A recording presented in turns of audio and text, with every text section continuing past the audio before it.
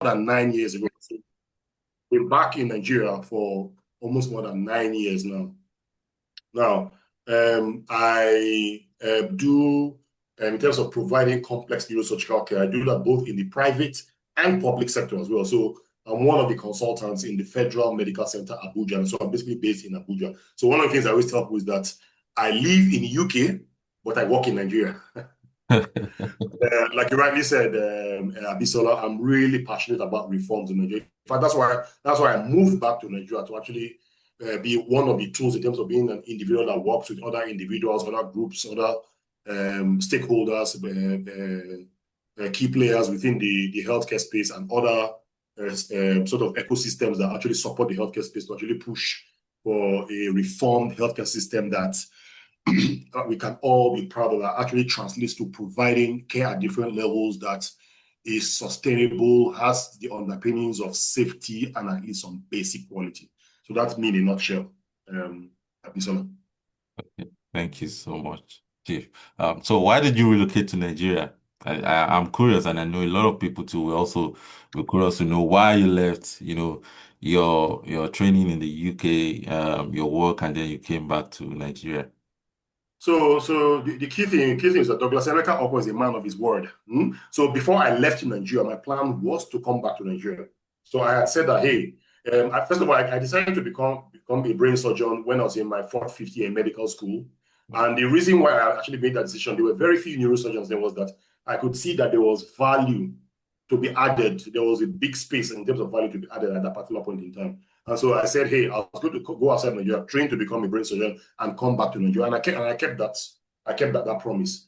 When I arrived UK in 2006, one of the first things that hit me was that, yes, when you talk about the key fundamentals in terms of foundational things that you need for a country to be great, I found out that yeah, we even have more than that in Nigeria. That what the missing link was actually the human beings who have that thing that I call value for human life. It's a philosophy, who actually have value for human life and who actually put all their muscle to actually put in resources and having strategies to actually make life, to actually push that value for human life and understand the importance of governance and actually making sure that a population of people within a particular space actually live full lives. You understand? So because I got that sort of what will I put it? That sort of, it was reestablished in my mind. I mean, hey, you understand? What we are missing in Nigeria is the human beings, the eggheads. You understand? The people who can think a particular way, who can act a particular way. Okay, and so I now decided that I was going to wait, even though I had decided before that yes, I'm going to come back to Nigeria. My zeal to come back to Nigeria actually went up almost like 30-fold. And I was like, oh, I'm definitely going back to Nigeria. Wow. And touch wood, Abisola, in the last 9 years that I've been on ground in Nigeria, yes, but within my own small sphere of influence, even within the neurosurgical space, the neurosurgical system, my presence has actually pushed the boundaries in terms of raising the banner and in terms of raising the standards of what we actually do within the Nigerian space. Yeah, wow. And so that's why I came back to Nigeria. Okay, and how that I can be one of the neurosurgeons in the UK, or I can be the neurosurgeon that actually pushes and actually makes a difference in my country. Yeah. So I decided on the later. Yeah, that really resonates with me too. I've heard that from a couple of people too. And how has that discussion been for you for the decision? How has it been for you?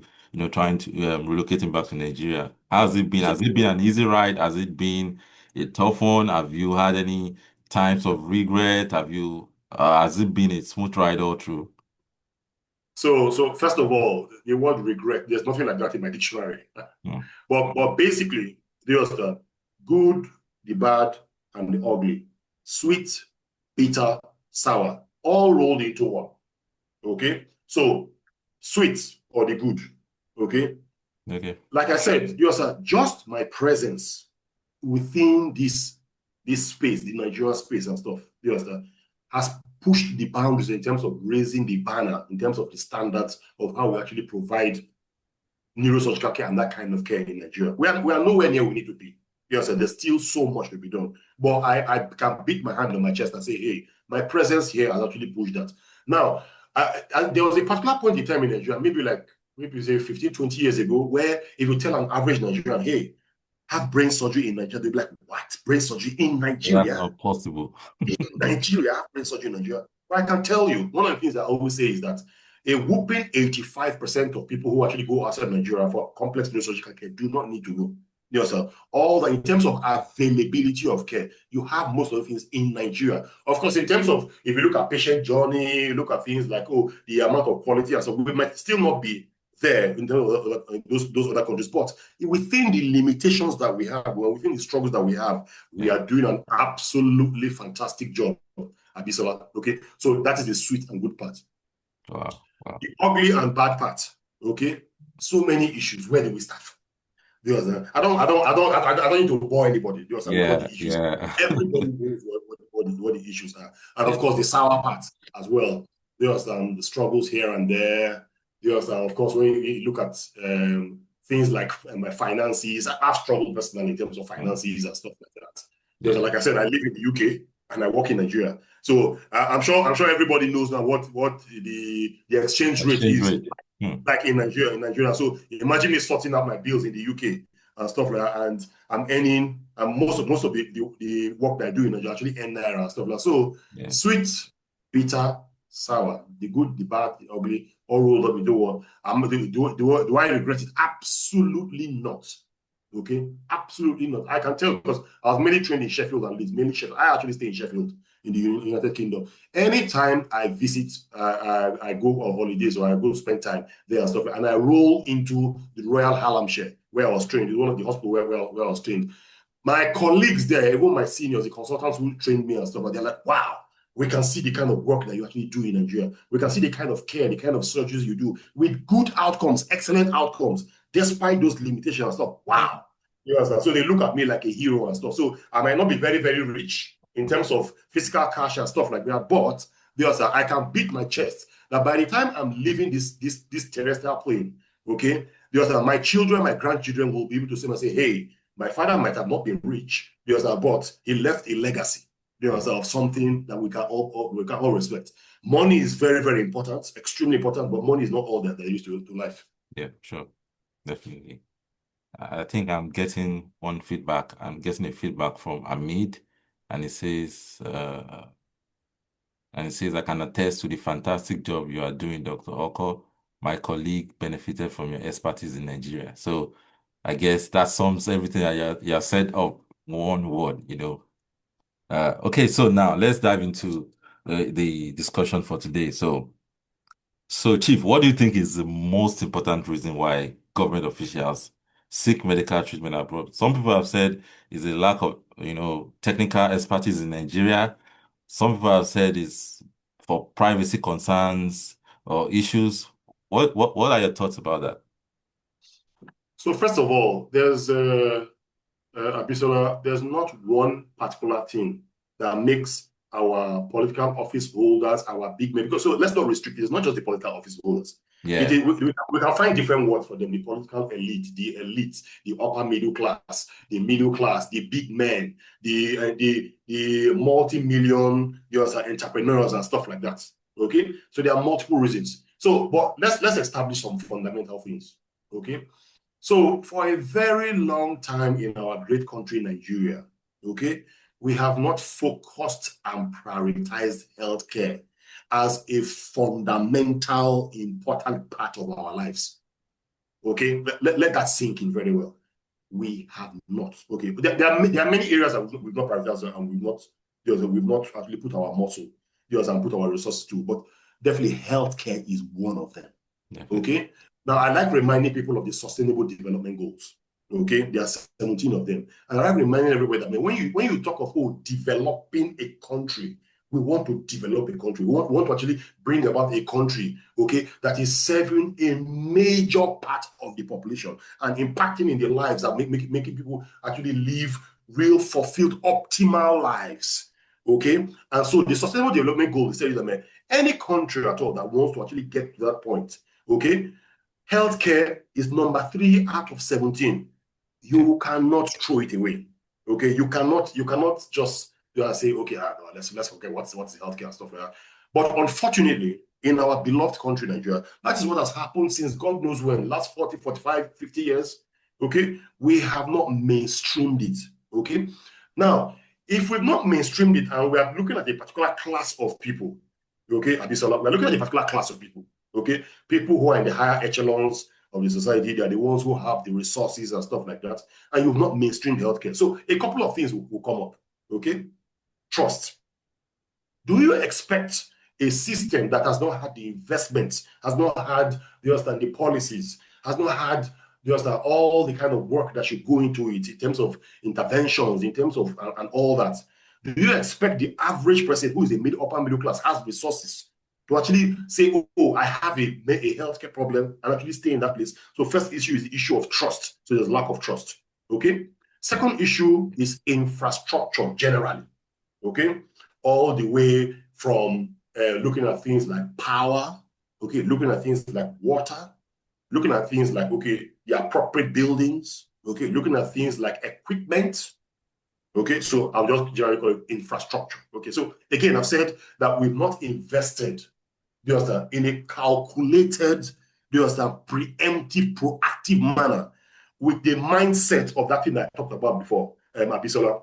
What I talk about, I call it value for human. It's a philosophy. Yeah. So we've lacked that philosophy for a very long time. So you've not had those investments in terms of a brain that is saying, oh, let's prioritize this particular thing because this is important. So poor infrastructure generally, okay? You have money, you're a politician and stuff like that. Because you have not just money, you have the ability to actually get into state resources. Okay, it's not just even most of it is not even just your personal money. Yeah. Okay, so poor infrastructure. 13, limited specialized care.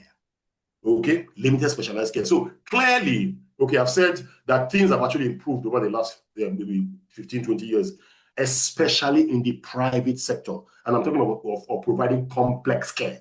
Okay, we are providing complex care. Okay, so things have significantly improved, but we are still nowhere near where we should be. So in terms of specialized care, in terms of having that issue, that workforce strategy or that workforce template, okay, where you go into a healthcare facility and the whole cadre of healthcare workforce, all from the issues, looking at from some of the key issues like experience, competence, capacity, knowledge base and stuff like that. You enter a place and you say, hey, cross-board, whatever cadre healthcare staff that you're actually getting, you actually want and stuff like you're getting that role of top-notch, some quality and stuff like that. Very difficult to actually get in this part of the world. Okay, so clearly limited specialized care. Of course, healthcare workforce issues. Some of the things I've just actually alluded to now. Okay, it's a key big issue. One of the things I always say is that you have massive numbers of people who are saying, hey, we want work, but a significant number of them are not employable. Yeah. Okay, they are not trained in terms of to that point where you actually have that sort of capacity and all the other things I talked about to be able to say, hey, I trust that I can go into this place and whatever I'm getting and stuff like that, just that it will be the optimal and the best possible that I can actually get anywhere. Okay, heads of office. That's what they call ESTA code.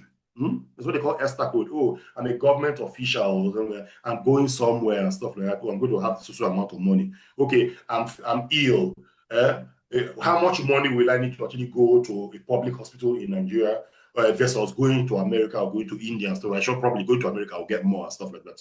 Okay, and of course, status symbol. I'm just coming back from the US. I went to do my medicals. I went to do my basic test and stuff like that. So I went to America, visited a couple of places. I went around and stuff. So I just come back, went to have my status symbol, and of course, we are very very religious people, isn't it? So combine the fact that we are averagely superstitious plus guilty conscience of someone who is in an office holder, a political office holder, knows that he has not invested in healthcare and stuff like that, and the person is sick, and the person will not go into a hospital in Nigeria and say, in terms of that feeling comfortable, you understand that, oh, I have a medical condition. I'm coming into a place where I know I've not invested money, where I know that my people will be looking at me with, we call it corner eye in Nigeria, in local parlance, looking at me with corner eye. Do you understand? Same way, say, hey, look at this bastard that did not even invest money. That's why you're not coming here. What are you expecting here and stuff like that? Okay, so there'll be that superstition. Oh, will these people not kill me and stuff like that? And of course, you talked about it, that also latches into the issue of privacy thing. No, I'm a big man in Nigeria. I don't need anybody to know what my medical problem is. If they know my medical problem, they might take my name now to the Babalawo or something like that and do that. So there's that superstition, that sort of guilty conscience and stuff like that. So in a nutshell, lack of trust, poor infrastructure, limited specialized care, healthcare workforce issues, perks of the office, Esther code, status symbol, and like I said, all the superstition combined with guilty conscience, plus combined with the fact that they want their own, what's the word, um, to make sure that people don't know where they are and that they have Privacy. their privacy. Exactly, that's the word. Well, is privacy really an issue? Because I've been privileged to attend to a sitting governor in my clinic Mm. before, and he came over to the clinic and I attended to him. There was a time he wanted to come over. I had to ask if I could come over to the government house to attend to him, and he said no, that he would come over, and he actually did. Mm. And I've not, there's no way that I can talk to someone about his medical history or Mm. any. So is privacy really an issue? Because there are privacy laws, there are regulations, and every So healthcare person, yeah, it can be an issue. Okay, I'm not saying it's not like, oh, it's like a very, it can be an issue depending on the circumstance. Okay, depending on the circumstance. So for so you example, mean they will leak out his medical history, his no, information? it just depends. Okay, you talked about a governor, for example. Okay, if a governor visit, so remember, the governor of a state is not a private citizen anymore. Okay, Yeah. as a citizen of that state, it is your right to know that, hey, my governor is okay. Because your governor being okay is linked to your life. Do you understand? It's actually No. linked to actually your life. Yeah. So it is, you should know that, oh, my governor is really, really unwell. Okay, maybe you don't need down to the last detail of exactly what the problem is, but you need to have a rough idea. Okay, if in America, in a particular state, the governor had a problem and stuff like that, they will bring it out to the news and say, oh, the governor has some significant medical problem, has some lung. They might not say exactly what the diagnosis is. They might say, oh, but he has some issues with the lungs and stuff like that, and everything, and he's having treatment and stuff like that, and we are wishing the best for the governor. You know, because you are not a private citizen. Yeah. Whatever happens to you is impacting on the citizens that you're actually governing. Yeah. Okay. Now, if it's somebody who is maybe like a permanent secretary, for example, and stuff like that, no, that person needs full confidentiality. Okay. But when you're in a post like a governor, the president, you understand, in an executive post in the country and stuff like that, oh yeah, please, you understand, your constituency must know what is wrong with you. That's absolutely important. Very, Yeah. very important. Yeah. Okay. Again, we'll talk about the issue of privacy. The average big man in Nigeria, okay, has a prostate problem, for example. Will that average big man would like to go to a hospital in Nigeria? We are doing comparatively, going to a hospital in Nigeria. Yes, we know we are professionals. We should, confidentiality is very, very important. Okay, but remember, he's a big man. Everybody knows this big man. So the big man goes into a hospital, okay, in a local place in Nigeria. Of course, there are nurses who are going to look after him. There are other people there. There are what they call the support staff, healthcare assistants and stuff like that, are going to look after him and stuff like that. There's a chance that one of them will go and say, this big man was in our hospital and stuff like that. The person will be saying it in the community. You won't be there. You understand? So there's that chance that can actually Chief, leak out. Is it? Chief, Yeah. I have a question. Now, Mm. when government officials go outside of the country for medical care, they also get attended to by support staff and all that. Why don't Mm. those ones too, and they also attend to, I mean, in Western countries now, they also attend to their presidents. Like in the last 2 weeks, the president of the US, Trump, was sick, and he actually went to the hospital, and his medical condition was made public by the State House. They made a press Mm. conference and they talked about it. Biden has had some conditions with cancer, prostate cancer, his Mm. medical condition, his medical history, and everything. Is out Which is exactly what I just said just now. in the Which is public, exactly what I yeah. just said. So they attend to their presidents.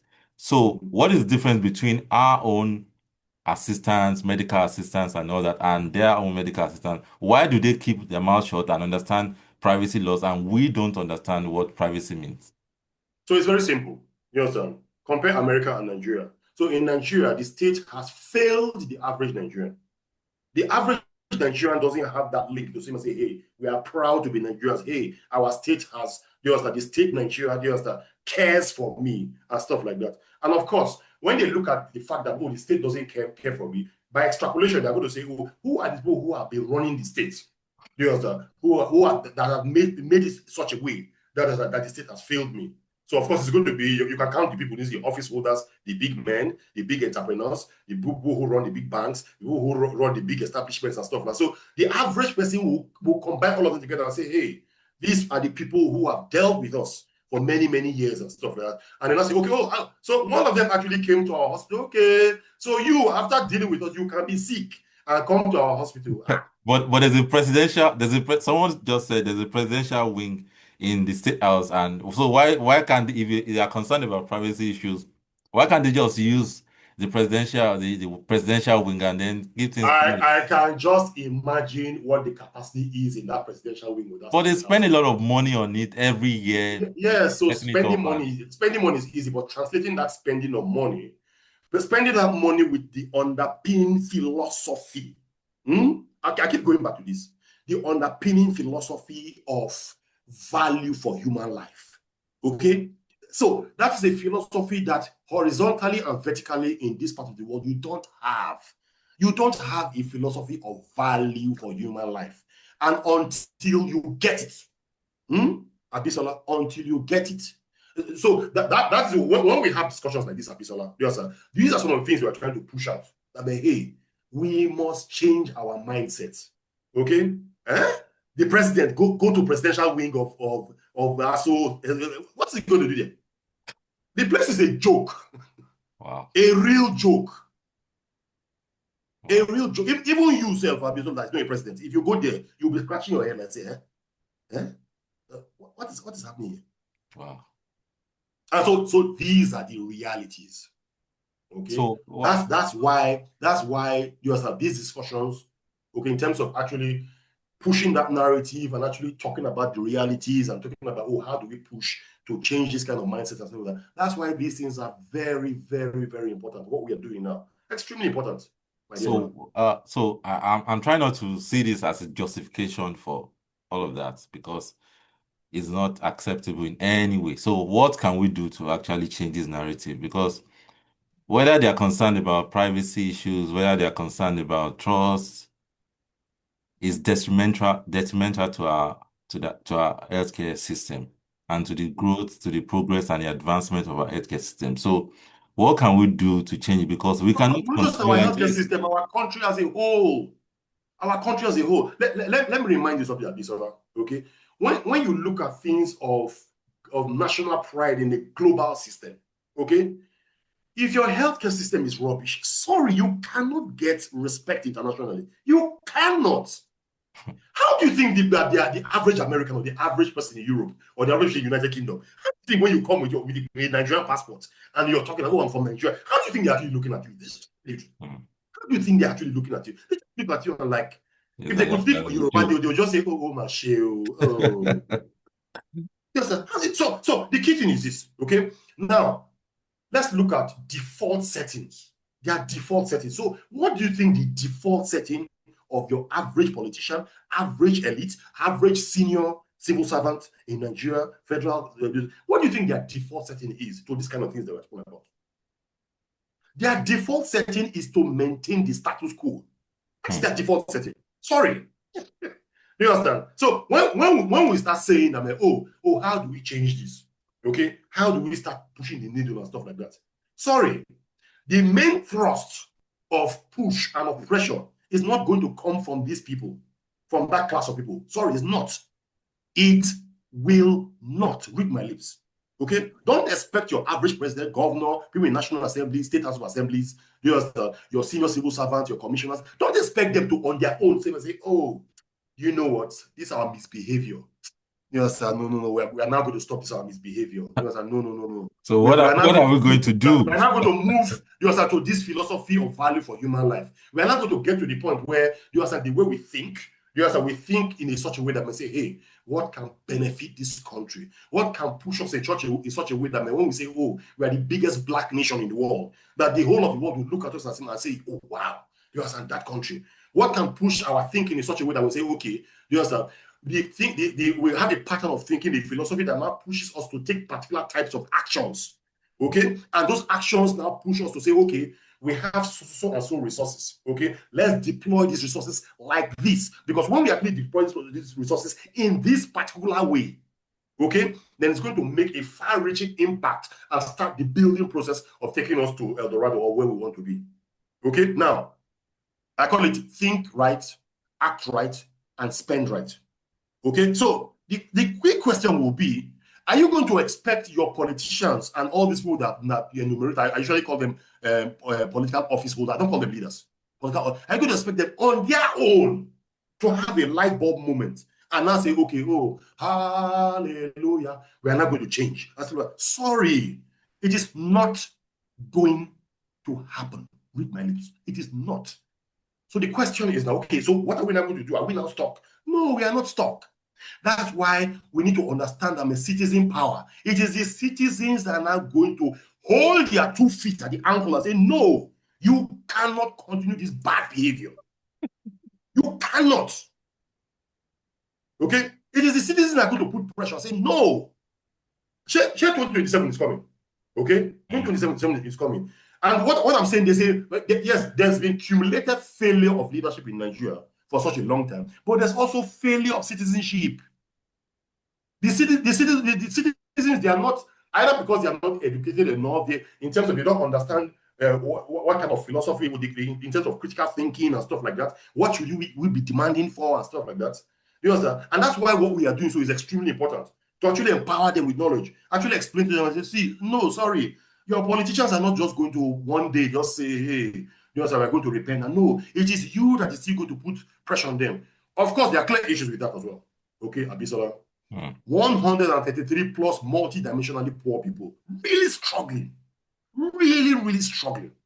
Okay, so when you explain things like this to them, they're like, bros, what are you talking about? Healthcare? Oh, this, I'm looking for food to eat. But it's where my next meal is going to come from. This big Oyibo that you're speaking and stuff, in plenty English you're speaking, they don't understand. So one of the things I always say, it is the professional middle class that has to stand in the gap for this multi-dimensional people in their massive numbers who don't know their left from their right, and they should speak for them. Okay. Funny enough, when I look at the multitude of Nigerians who are struggling to eke out a livelihood, and I look at the political elite and the big men and stuff like that, I'm not even too angry with those people. The people that I'm more angry with are the middle class people, the professionals. Very angry with them. When last, at any particular point, 2023, now we are shifting towards 2027. When last did you see any professional body, association within the healthcare space in Nigeria come out and say, hey, all you just live for power for 2027, what is your strategy for primary healthcare? What is your strategy for emergency care in Nigeria? What are you going to do about cancer care? What are you going to do about our tertiary healthcare system? That's whatever. What are you going to do about creating the foundations so that when the private people want to actually latch onto it and stuff, right, it's going to be smooth and whatever. What are you doing? What's going to be your strategy for all these diaspora healthcare professionals that want to support and actually provide training and stuff like that? Where are the platforms? What are you going to do? Are you going to continue just doing what's the propaganda? You propose this one, you launch that one. You go to this place, you commission one thing here, you commission there. When in reality, when you look at all these things that you're doing in silos, the impact is almost equals to zero. So it is the middle class that I'm really angry, because they are the ones that actually have it. But unfortunately, you know what's happening? The middle class, the professionals are also looking and say, no, we won't talk, because it might just be our turn tomorrow. No, let's not talk. I think we are hoping that it will be our turn and we can actually shift gear upwards and actually become the political elite as well. And so we are not caught in this midway way and stuff like that. But guess what? If we do not start putting pressure and start changing this and stuff like that, it's going to consume all of us. And I mean all, ALL. This kind of living and this kind of way we are doing things in this part of the way, it is not sustainable. It is not. Absolutely not. Wow. Great insights there. I'm just trying to take everything in. Please, the comment section is buzzing with a lot of comments. I know that. Please, Dr. Augustine, uh, I would like to have your views. Please, I would like you to stick on around so that we can have your comments later on this program. So please keep the comments coming on. And just like I said, we will have a question and answer session right after this. So please keep your comments and your questions coming. If you want to put them on the comment section, you can, but we encourage you to unmute yourself when it's time for questions and answers, and then you can raise your questions. But if you can't do that, then you can also put your questions in the comment section, and we'll note them down, and then we'll ask our panelists when it's time for question and answers. And if you also have comments, please stick around, and then we'll have room for comments shortly. Yeah. So um Chief, you have said a lot, and but the truth is that the summary of what you have said, you have tried to look at you have tried to look at the problems, the challenges, and then you have also tried to provide solutions to them. And one of the things I can get from what you said is that the lack of trust is actually not a justification, and uh is not an excuse for medical travel at all. It's not an excuse. And so, considering what the private sector is doing right now, considering their efforts, the private sector shoulders about 70% of the healthcare burden for 200 million Nigerians. And I don't know about that one. I don't know about that one. yes, that's the truth. That's basic. I don't know about that one. If this was a very big discussion I had with somebody on one of the platforms as well. So I don't know about that one. You can state that statistic, okay, but I can tell you what I know about the realities. Okay. So for example, you put a very good sorry to interrupt your question, but now that this just comes. So you put that statistic there. People always say, oh, 70% of the population attend private care and stuff like that. I think sometimes when you actually make such sort of generalized statements and stuff like that, you don't actually go down to actually push what the realities are at the different levels. So, for example, when you say 70%, it would be good to actually break that down. Actually break that down. 70% go to where? For which kind of care? Is it for basic health care? Is it for secondary level care? Is it for tertiary care? So what do we mean by that? So let's start with tertiary care, for example. I'm a tertiary care person, even though I always talk about primary health care. Okay? Now, if you go into any, so there are some key locations in Nigeria where you have this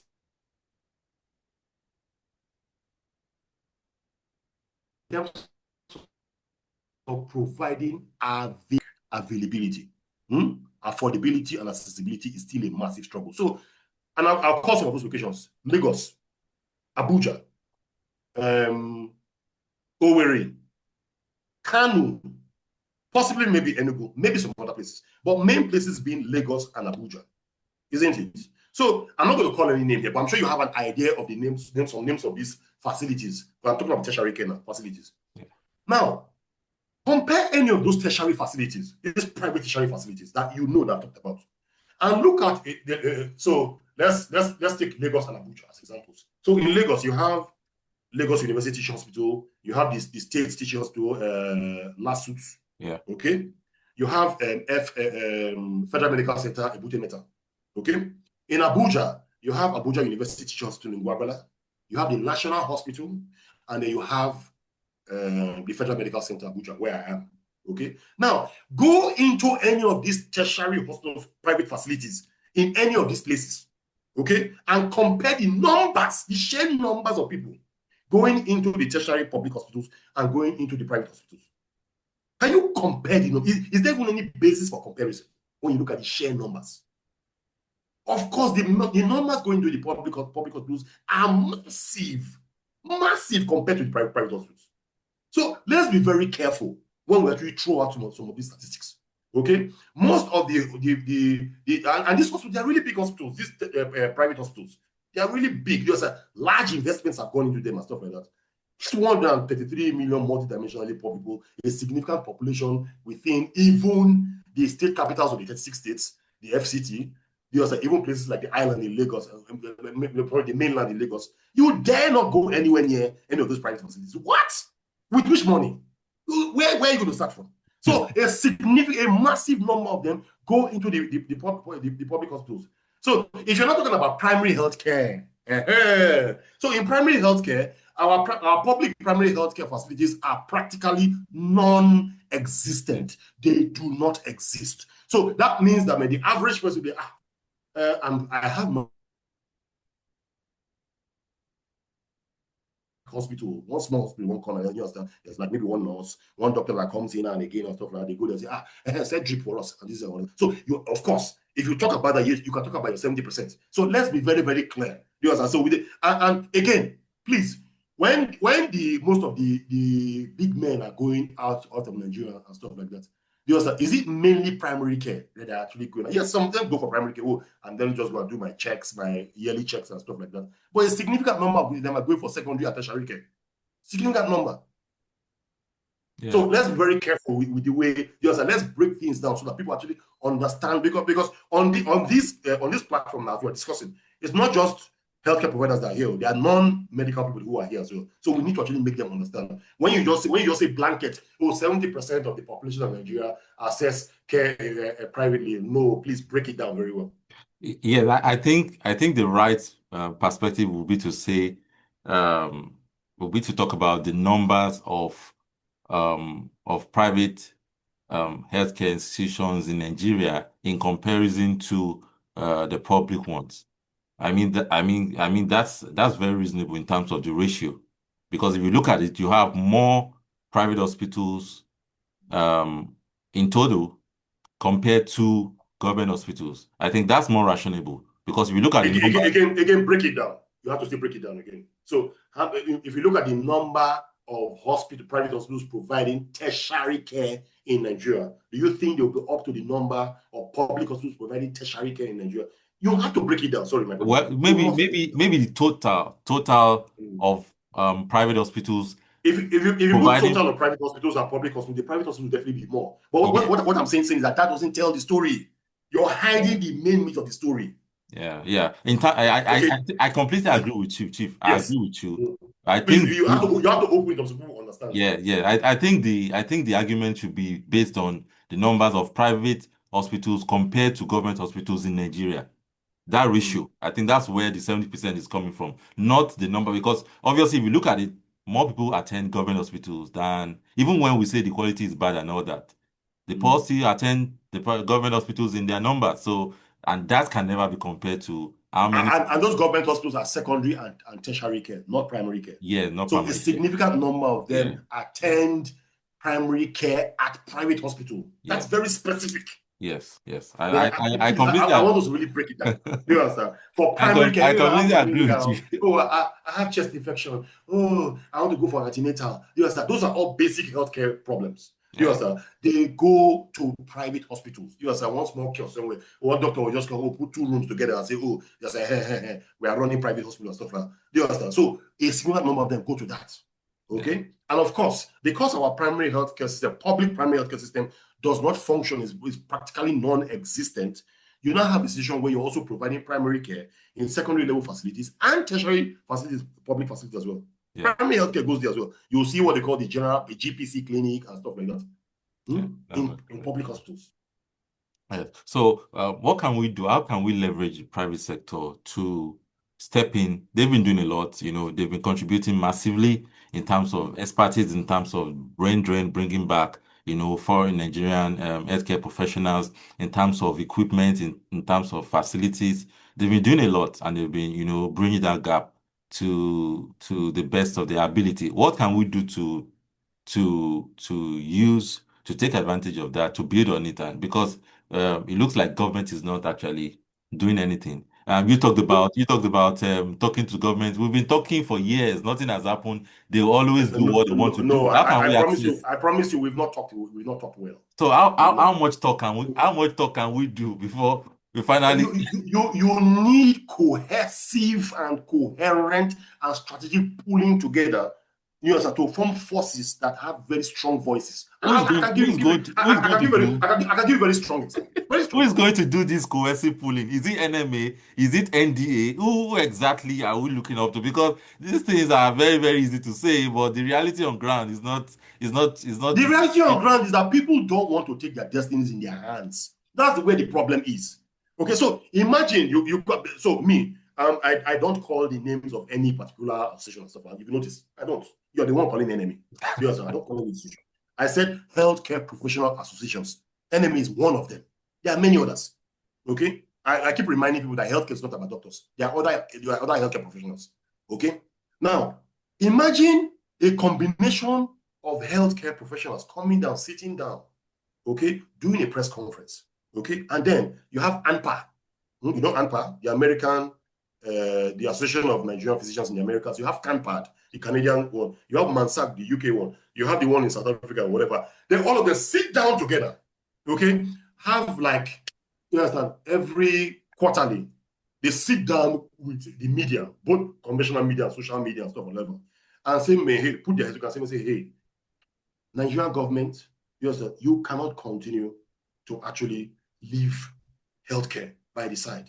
Okay, you cannot continue a situation where most of you just have a simple headache. You run to Germany or run to UK or run to US and stuff like that. You must mainstream our healthcare, whatever, and stuff like that. What do you think the average politician seeing such a force speaking to them, not insulting them, but saying, no, sir, President, National Assembly, you cannot do this. If you say you want to develop as a country, you say you don't want to mainstream healthcare, make sure that you actually fund, put your resources properly and stuff like that. You cannot do that. Sir, we are here, all of us. We want to work with you as a government. And all of us pull together, okay? Send that information to all the citizens in Nigeria and say, hey, let's all come together and work for this, okay? Sir, it's called positive pressure. When last did you see something like that? How can we And you involve? say, How can we involve the foreign? but you just said something that, oh, we've been talking. I'm saying we've not even started. We are still playing to the gallery. We have not even started. Somebody was doing a back and forth with me the other day and says, oh, yeah, protest. And I asked me, who told you that protest is the only way to put pressure on government? Who told you that? There are more strategic ways. It's about just putting you on your thinking cap. Imagine what I just talked about just now, with this example I'm just giving you. And you're having that every quarter. You're having such a, maybe by the next quarter, some of the things that group came together and said, you understand? They found that, the Federal Ministry of Health in collaboration with the State Ministry of Health and stuff like that are implementing them. And they now come and say, oh, fantastic. We are really grateful. We are thankful to the government at state and local government that they've done this and done this. We are still waiting for this. You understand? And we hope to see this and see this. We are ready to actually support this and support this and do this and do this and stuff like that. That is, you understand, what we call a strategic positive pressure force. Do you understand? Because I told you that on their own, don't expect our political elite and these guys that I know to on their own have a light bulb moment and now say, oh, okay, now we have repented. No, it's not going to happen. There are strategic ways of putting positive pressure. Chief, And I put it to you again. I said, what can we have stimulate? not even started. Yes, so what can stimulate these discussions so that they start coming up? Because if people don't have an agenda or a motive for doing things, they don't get to do it. And we can't involve the AMPA or American Association or Canadian Association regarding to our own personal matters. So how can we? Because we have all So these what do you associations mean? in They Nigeria. can't pad and the rest of them, are they not Nigerians? With family, with mothers, sisters, or whatever in Nigeria. Yeah, You so understand? what are they, No, what wait, is their interest? They must have a personal interest. hold on. Is it not in their best interest for Nigerian healthcare system to work and work for everybody, including their own family members in Nigeria? Is it not a situation where if somebody who is a CAMPAD member comes into Nigeria and has a heart attack and stuff like that he survives? Yeah. Or that he has an accident, or that he has a bleed and from an aneurysm and stuff like that. It's not in his best. See, I think the issue is that the inability to connect the dots by the average person in this part of the world is the big problem. We are unable to connect the dots. Who told you that as a Masak was an ANPA member who's in Nigeria because you're in America or whatever? Who told you that you're safe? that your things are well with you. Please let nobody deceive themselves. Okay? No matter where you are in the world, as long as you're in Nigeria and you have family in Nigeria, whatever happens in Nigeria will affect you. That is the truth. Yeah. Okay. Now remember, when I gave this is just an example. When I gave this example, I didn't say, "Oh, Campa and Hampa, you come and just joke." I said, "No." I said, "Work with the people on ground. Pull your heads together and say, hey, do you understand? We need our government to actually do this." Okay. See, are you seeing my word? I said we need. It's not a institution. Say, okay, government help us now. Just sorry for us. Do you understand? No, it is a demand. It is a demand. And when you say, "Oh, we've been trying, we've been talking," I'm telling you, I promise you, we've not even started. We are still joking across board. I'm telling you the truth. We are still joking. Imagine something as important as healthcare, the number 3 in the 17 of the user, and people who are swimming inside the healthcare, having the issues, they can't even pull themselves together and say, "Hey, government." I say, all of you use different parties, new party that's come up now and whatever and stuff like that. You will want to run and do healthcare. What is your plan for specifics?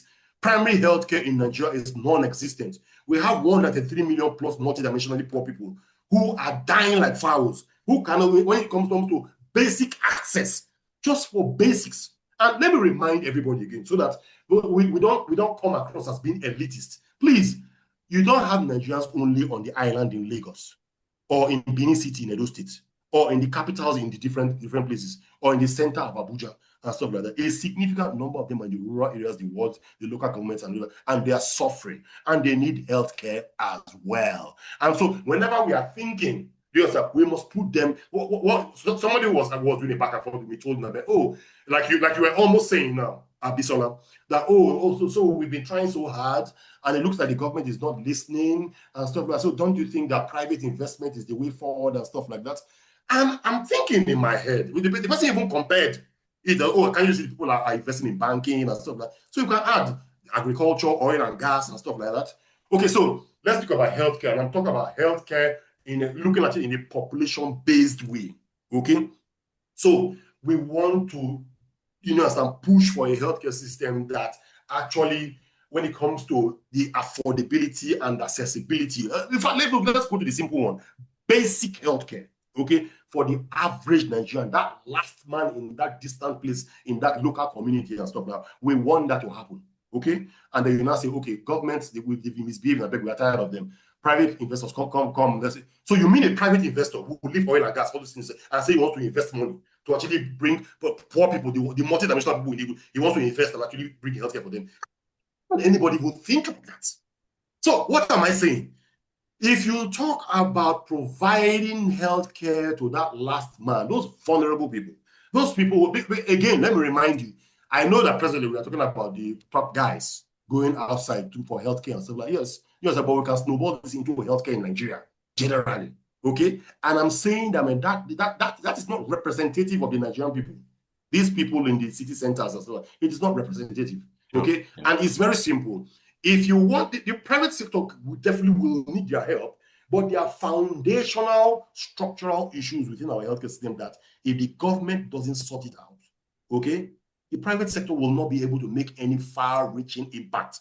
Please, I'm choosing my words: far-reaching impact. Okay, now let's go back to the public sector, the private sector. In the last 20-25 years, within the healthcare system in Nigeria, has the private sector done anything? Oh, in fact, bless them. They have been absolutely fantastic. Do you understand? Especially with complex care, especially with more like secondary, tertiary, quaternary care, complex care. Okay, not treating malaria or typhoid or treating tuberculosis. No, HIV. You understand? No, that's not what the private hospitals have come up for. Well, please check them. Go around and check. They've come up for complex stuff. Oh, arthroplasties in orthopedics. Okay, kidney transplants, heart surgeries, brain surgery, spine surgery. Okay, that's what they've come up for the big stuff. Okay, now who can assess that big stuff? It is still upper middle class, still the same politicians and stuff like that. In fact, for a very long time, the private sector was in a difficult situation because they had made all these investments and stuff like that, pulled a lot of people like you and Abisola from the diaspora and stuff like that. But still, That almost between 1 point something billion dollars every year that moves out of Nigeria. That was the target. Okay, the private sector. Let's trap this within Nigeria and expand this within Nigeria. But guess what? For a long time they struggled because their target population, which was the upper middle class, maybe middle class, the elite and stuff like, we're still living and going to India and going to Dubai and going to the rest of them and stuff like that. So they struggled for a bit. It's just recently, probably maybe since this government came in, and then they floated the naira, and then now the naira is just, you understand, close to the dustbin, close to the ground and stuff like that. And then if you want to go to India, by the time you convert your naira to dollars as you want to go to India, it's like so now you now have more of like the upper middle class are still going out, but those middle class that were going to India, maybe Dubai, maybe Egypt and stuff like that, a significant number of them are now staying back. So now the private sector is now almost maybe enjoying a little bit that population. Yes, that in terms of, so the private sector, when it comes to complex care, when it comes to the availability of complex care for a specific target group of population, the middle class, upper middle class, they've done very, very, very well. But when it comes to the issue of a significant number of Nigerians, going almost up to 75% of the population, not one needle, the needle has not been moved, even a little bit. Okay? Now, but that tells you that if you already have that within Nigeria, and you could put pressure on your government to start laying those foundations, laying those pipes, laying those groundwork and stuff like that. Okay, you already have within the system on the ground in Nigeria, you already have those capabilities to scale. So that's a very good thing about what the private sector has done. Okay, and that's why sometimes when I speak, people think that I'm saying, oh no, private sector is useless, forget about it. No, you cannot whisk them away. But I'm talking about scaling and far-reaching impact to that last man. Okay, the private sector is going to play a significant role, but they cannot do anything until the government creates the foundations for it to happen. Yeah, because they have the money, they have the resources and everything. They make the policies. Yeah, okay, make the policies. You can set the platforms and stuff like that. Yeah. Wow. I don't know any country who is running a social healthcare insurance scheme that's been run by private people. Mainly by private people. Okay, maybe America, but it is still coordinated and regulated by the government. Yeah. Do you understand? The government must play its role.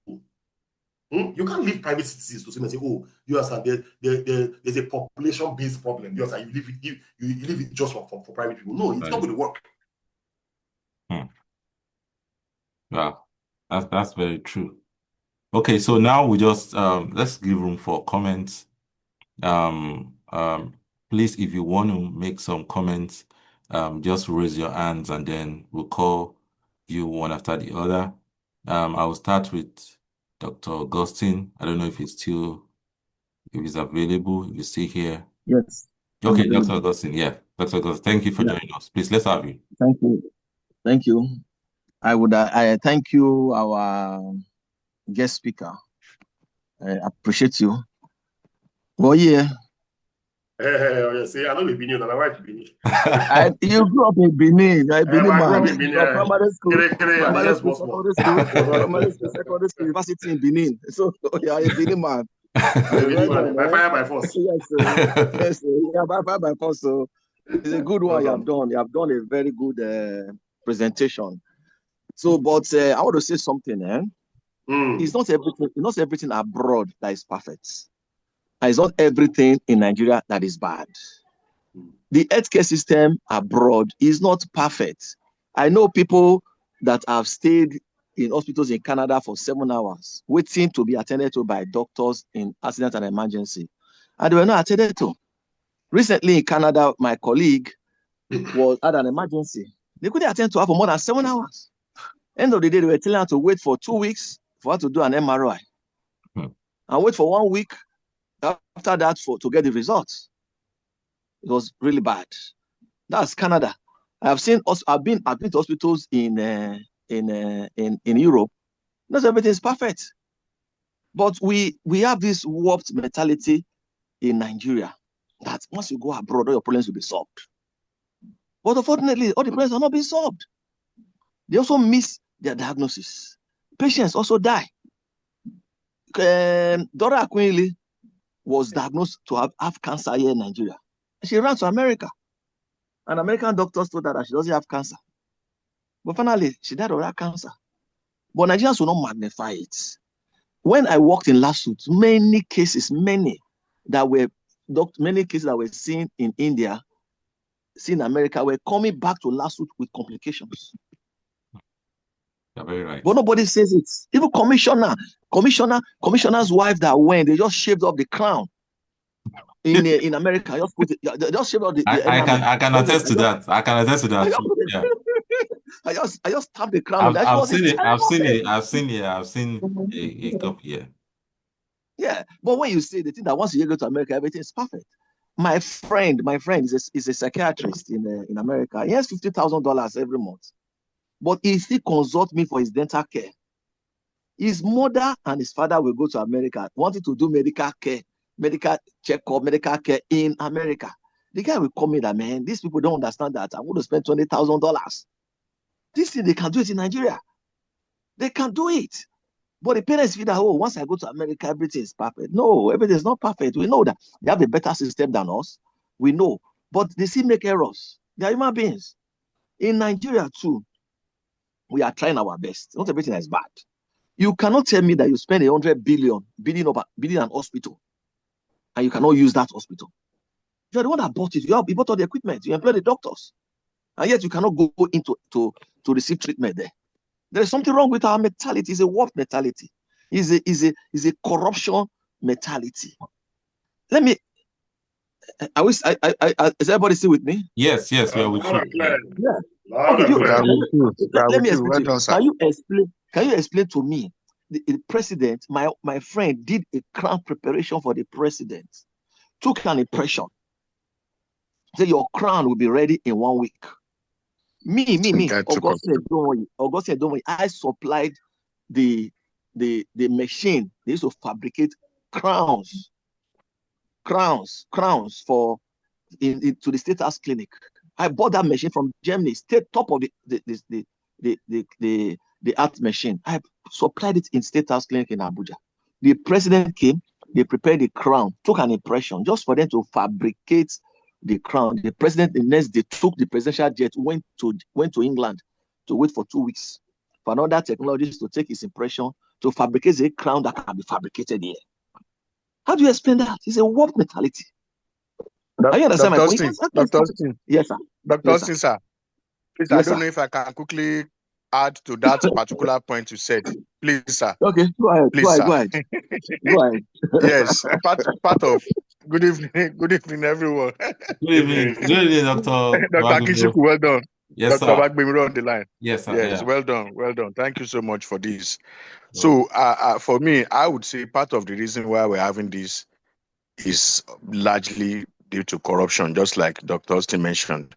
And we should not forget that all these are politicians. Once they enter office, they become like an institution, such that it is very, very difficult for them to actually know what is going on in reality, because those around them will have shielded them from getting the real info. And based on what Dr. Austin just said now, even the chief physician to the president, because of the ESTA code they will collect, and it goes a long way, not just one person. When he's traveling, they have quite a number of people that would go. Those that will be advanced party. Some DSS that will have gone ahead to welcome some him. DSS officials that will have gone ahead to check the grounds, aside the politicians that will follow. So in all, those ones too, they all have ESTA code. So there is like a cartel. Yeah. And the moment that thing is done locally, that particular ESTA code will not be handed. You understand? So it goes a long way. Just because it very much likely the president too may be entitled to that ESTA code. And because all these monies are not coming directly from their pocket, it is government money. They are not the one paying. They paying all these bills themselves. So they are at liberty. They are so the freedom is just there to explore whatever it is they want to do. Yeah. And the people around them will actually drive them out to do this, even if they want to go. Especially when, imagine this crown prep. I'm very much aware of that case too. And I know the person that did it is our friend, very likely to be on the call too. And being that all has been, they will just move close to the man and say, oh, let's go and do this thing. Package the man. The man will not even know when they will have packaged everything. And like I said, it's an institution. Before you know it, is the chief physician, the chief of staff will just change the whole everything just because of monies that they will earn from it. So it goes a long way. Corruption has really eaten. Quite a number of people come back home to get treatment from us here. I tell you, I have quite a number of patients from US, UK who come back to get implants done right there, right here in my clinic in Abeokuta. From US, I know how much it is out there in US. You know, I had a patient whose crown came off and went to one hospital in New York, the emergency section, and they charged the insurance 5,000 just to, and they didn't even cement the crown. The husband was very furious, and I'm like, why would you do this? You are a nurse, okay? Go and get. It was so painful that I was even saying she should go and buy GIC online to do the cement. I didn't even collect 5,000. I'm sure I didn't even collect up to $1,000 as at the time I did that implant for that lady.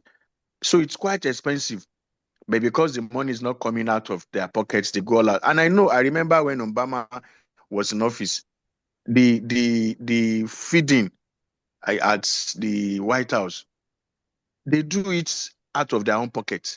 But here, it's everything is on government. Yeah. Everything is on government, and they are shielded from reality. It is what the people around them actually package to them. They just move them out. Even sometimes they won't even know. They just, before you know it, they like push them into the aircraft. Thank you very much. Yes, sir. Thank you very much for your comment. Thank you for. I want to read one or two comments here, and I will take one or two questions. Please, if you have your comments, if you have questions to let us know, put them in the comment section.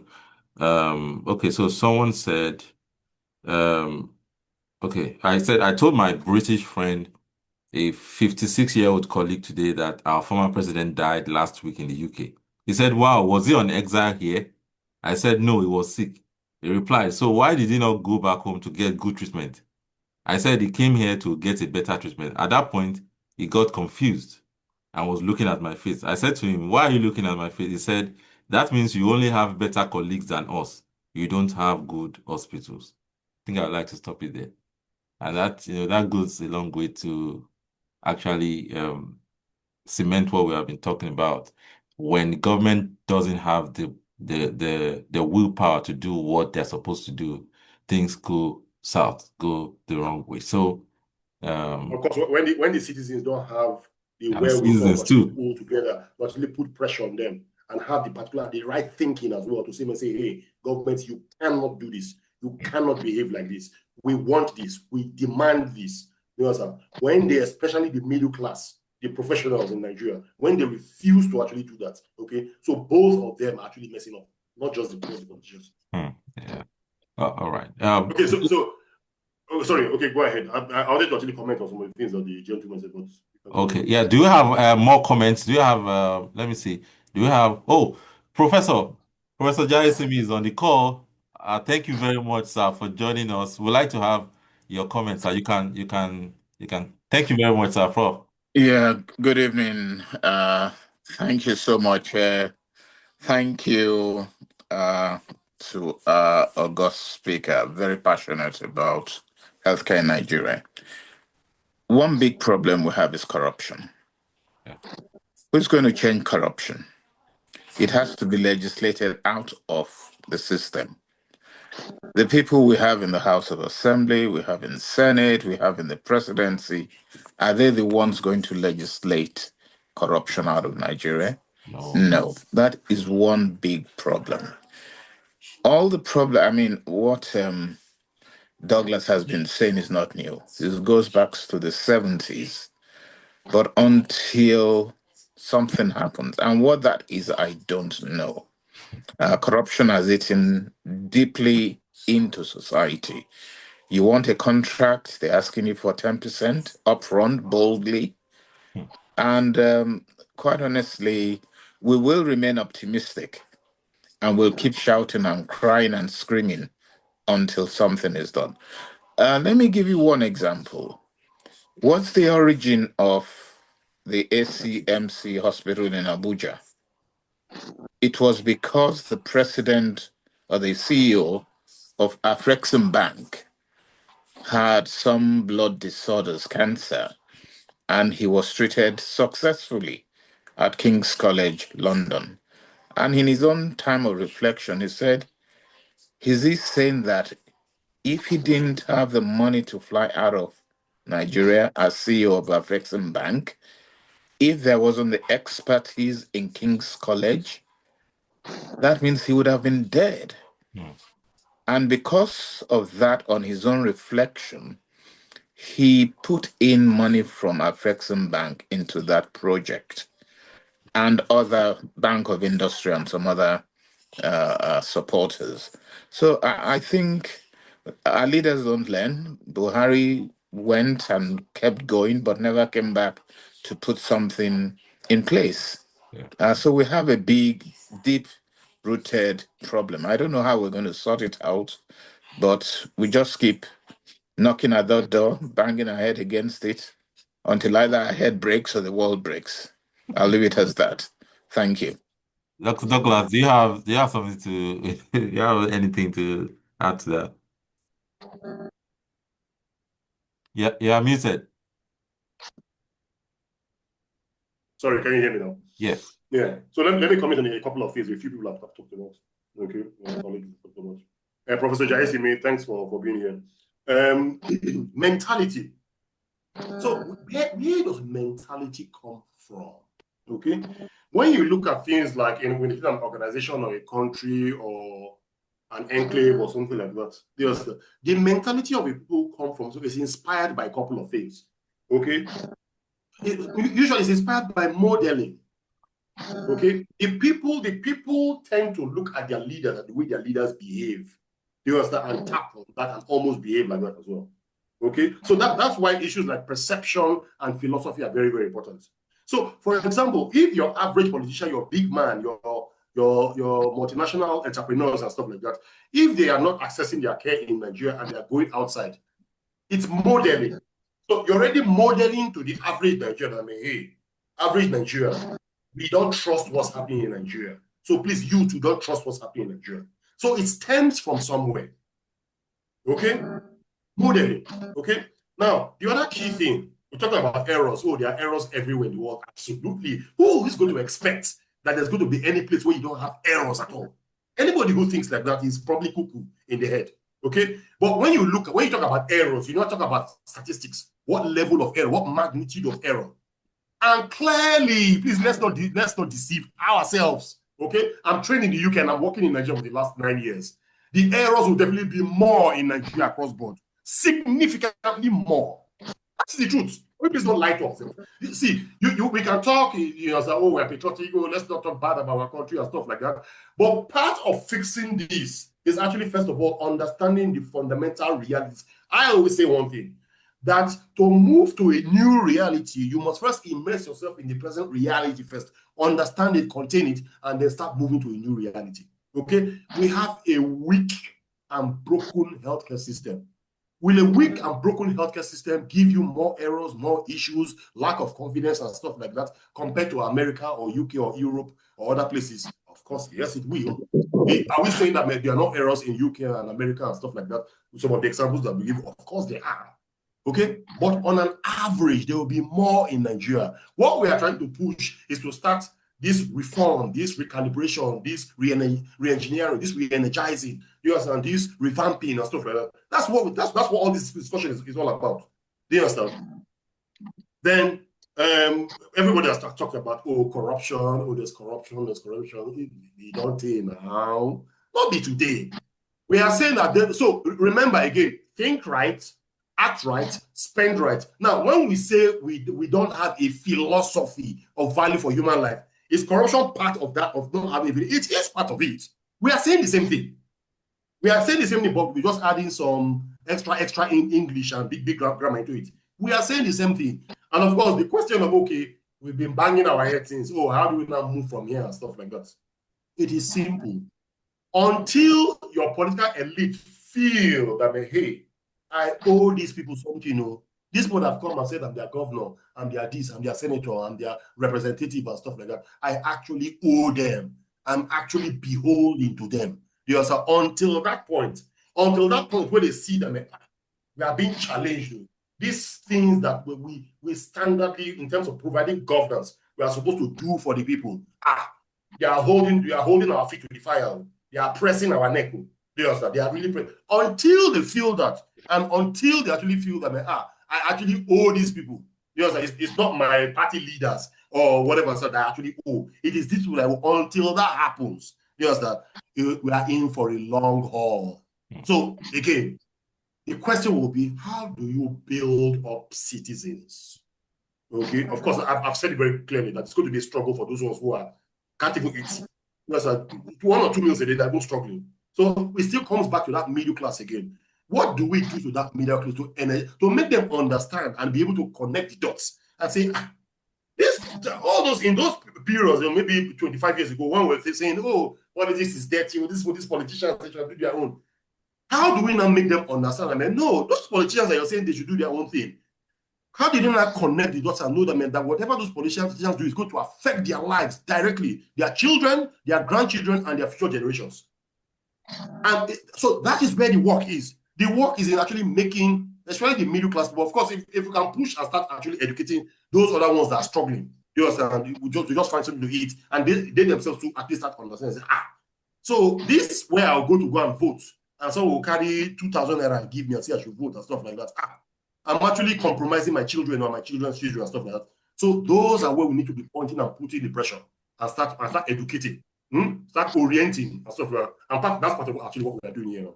Yeah. Of course, when we talk about trying to actually make these reforms and make these things that these Eldorado, these things that we want to actually make happen, it is not a sprint. It is a marathon. It's not going to happen overnight. But the question is, do we give up? Giving up is not even an option. It doesn't even come up at all. So we continue. You understand? How they say it? Ad luta continua, Victoria Asceta. Yeah. Wow. Thank you so much for your insight. We'll be rounding off in about 10 minutes, and we want to take 1 or 2 more comments and questions. But before we do that, we want if you are a healthcare worker, professional in diaspora in Nigeria, we want you to be a part of our group. It's called Community of Nigerian Healthcare Professionals in Diaspora. And so if you are a healthcare professional, like I said, probably in Nigeria or in the diaspora, you can be a part of us. Bisola, I would like you to please put on the WhatsApp link. You can join our WhatsApp group, so you can be a part of the things that we are doing. Our objective is to create that effective way by which Nigerian healthcare professionals in diaspora can contribute meaningfully to the development of the Nigerian healthcare sector. Part of what we are doing is advocating for reforms. One of the ways that we're going about that is to set up, avenues of discussions like we are having today. And so if you're an healthcare professional, we want you to be a part of us. You can check the link in the comment section for the WhatsApp group, and you can join our growing community.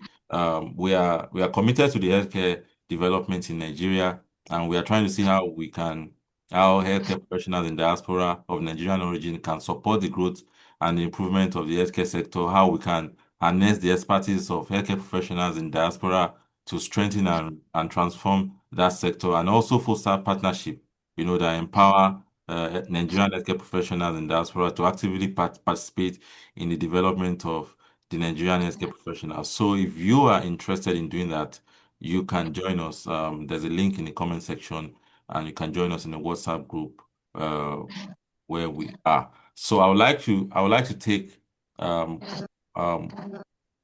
questions or comments. You can raise your hands if you would like to do that. Let me just know if you want to do that. You can raise your hands. I will just take comments or questions. I have a question here talking about investment in the healthcare sector.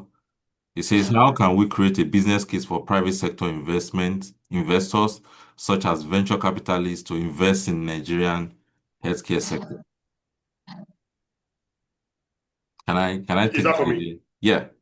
Yeah, it says, how can we create a business case for private sector investors, such as venture capitalists, to invest in healthcare in Nigeria? Again, it's still going to be the work of creating foundations by the government. Okay. See, I don't know how I can state this enough. Okay. Investors only go into a place that has been, part of the job of the government is to create an environment for entrepreneurship and private people to actually flourish. Sure. Yeah. Okay. The government's job is to create that environment. Investors don't just carry money and go anywhere. They actually look at a place and say, oh, this place is right. Oh, there are these things and these things that have been created that will make it for venture capital, any kind of funding, any kind of financing that you want to actually bring in and stuff like that. Okay. And clearly, part of government job is also to map out, oh, okay, this is where we have the gaps where you can finance and stuff and you'll be supported. These are where the gaps is. It consumables? Is it pharmaceuticals? Do you understand? Is it in terms of investment in training, for example, human capital development? Is it investment in things like equipment and stuff like that? So it is still that mapping, okay, of what the investors will actually be interested in, and actually that guidance and stuff like that is still going to be done by the government. Please, I don't know which other country do you know that has actually developed that it wasn't the government that mainstreamed, actually pointed the private sector, and help them navigate and say, oh, this is where you can put your capital into and stuff like that. But the problem is that our government at all levels are just playing to the gallery. Playing to the gallery. And we also let them, I'm saying that, man, we are complicit as the people, as Nigerian people. We are complicit as well. We have refused to step up. And so part of what we're doing now is actually to empower Nigerians with knowledge so that they know that, man, oh, this is what you should actually be demanding for. Okay? Whenever you see somebody throwing money and say, oh, building Lagos-Calabar coastal road with trillions of naira, building, what do you call it, international conference center, spending 39 billion on that. You understand? Spending this on stuff like that. You as the average nation say, no, sir, look at the sustainable development goals. Healthcare is number 3. For us to be a developed country, you understand? You know the painful thing. We now think, I'm telling you, the average Nigerian thinks that once you have flyovers in a place, okay, you have the international conference center, you build one very nice hospital somewhere and say, oh, if you see the equipment that we have and stuff like that, that automatically you're developing. You're not developing until a significant amount of your population are accessing the goodies of life. And I say significant amount of your population accessing the goodies of life. You understand? Then you cannot say, oh, we are developing, because we are carrying a significant amount of the population along and stuff like that. Do you know that Nigeria, at one point, 2018, was the poverty capital of the world? The poverty capital. That's why sometimes when I see people say, Nigeria is a haven for investment to 230 million people. 230 million people. How many of them can buy your what you're producing or the service you're providing? A significant number of them cannot afford it.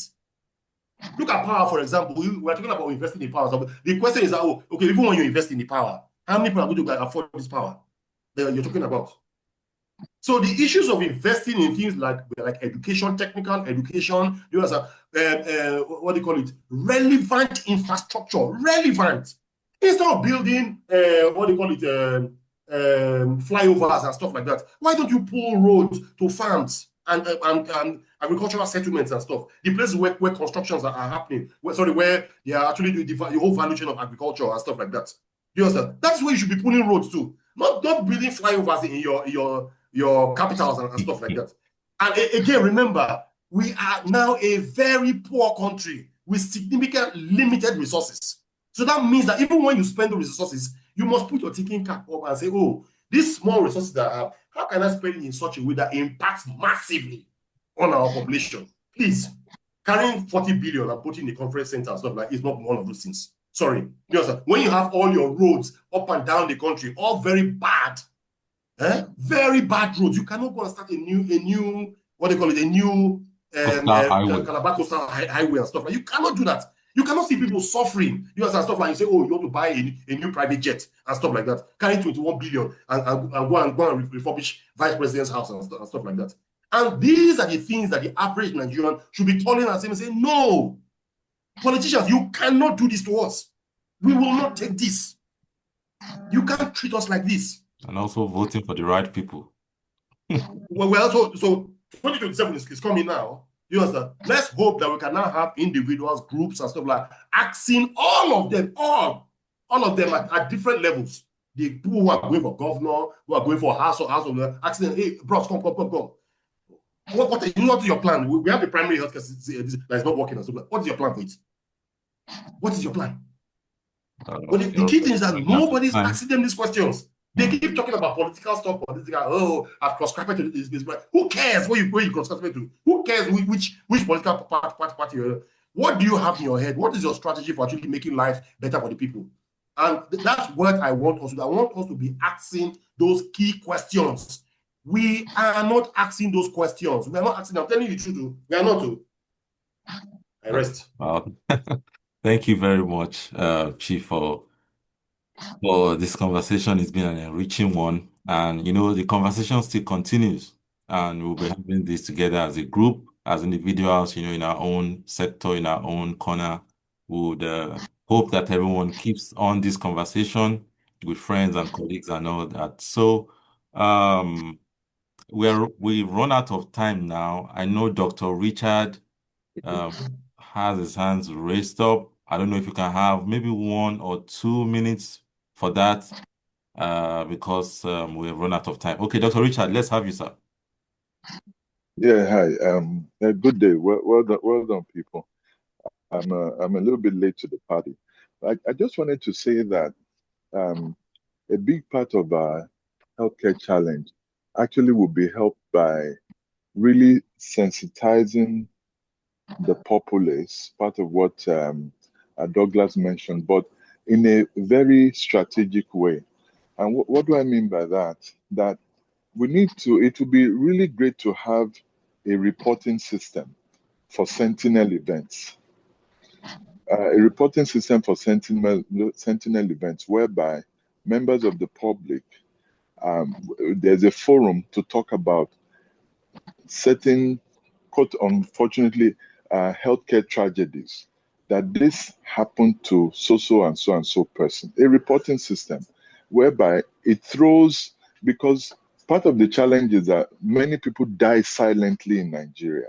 Okay, so part of what we need is to start to shed light that so and so person died in so and so place, and then it now creates a forum where people are talking about why that thing happened, because this is one of the ways where we can actually put pressure.